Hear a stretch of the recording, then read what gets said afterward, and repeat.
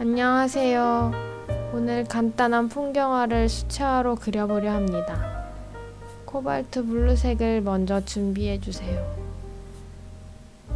보통은 수채화 한 번에 그리지만 이번 풍경화는 스케치 없이 그리기 때문에 스케치를 물감으로 한다고 생각하시면 될 것 같아요.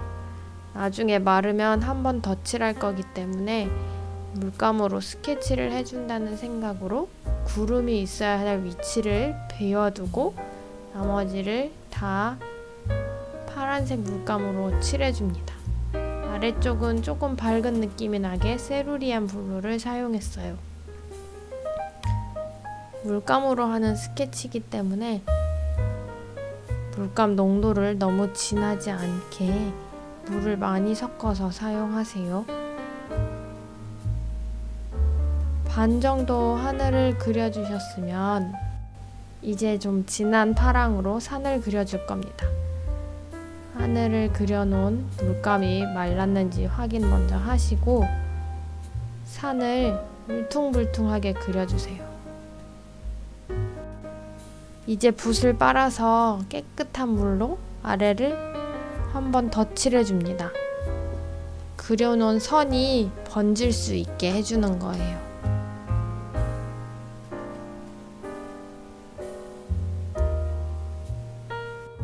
그려놓은 산이 마르는 동안 하늘을 한 번 더 해볼게요.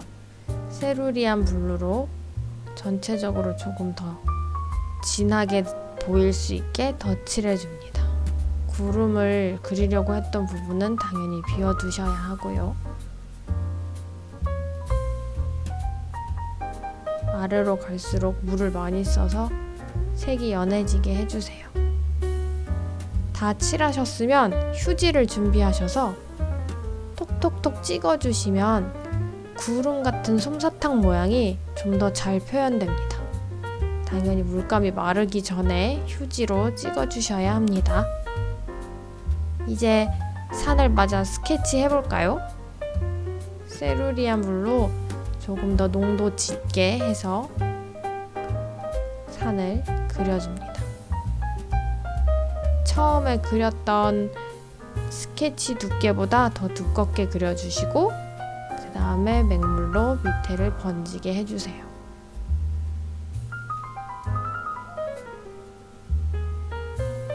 확실히 뒤쪽에 그린 산보다 지금 그린 산이 진해져 보이게 해주세요.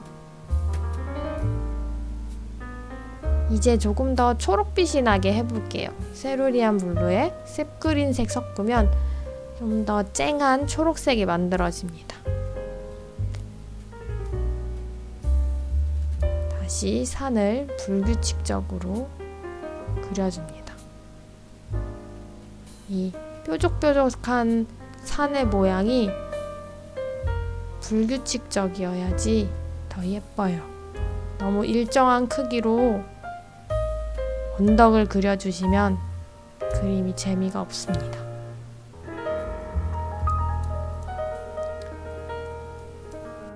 이번 초록선은 더 두껍게 그려준 후 맹물은 조금만 발라줬어요.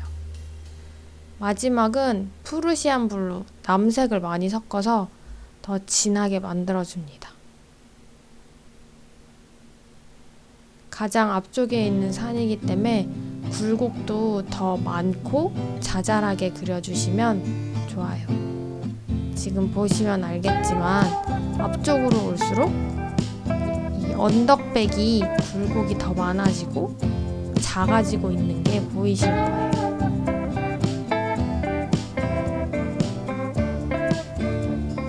이렇게 한번 다 칠하셨으면 다시 한번 더 칠해줄 겁니다.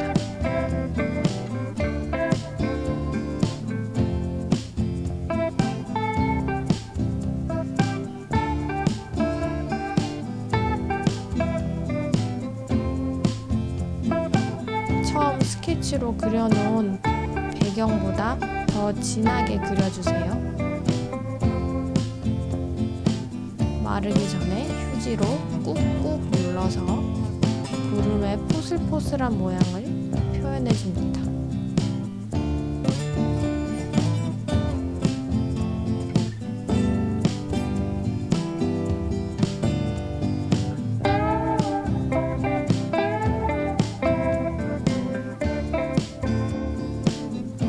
그리는 방법은 아까 똑같습니다. 한번 언덕을 선으로 따라 그려주고 그 다음에 붓을 빨아서 물로 번지게 해주시면 됩니다.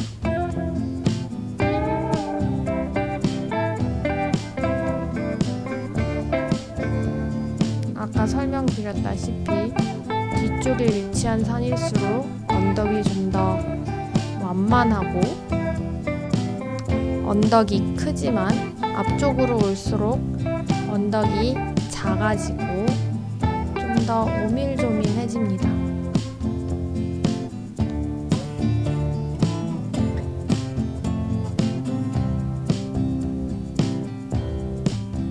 또한 앞쪽에 위치할수록 물감을 많이 섞어서 농도를 짙게 해주세요. 이렇게 완성이 되었습니다. 간단하지만 예쁜 풍경화 정말 마음에 듭니다.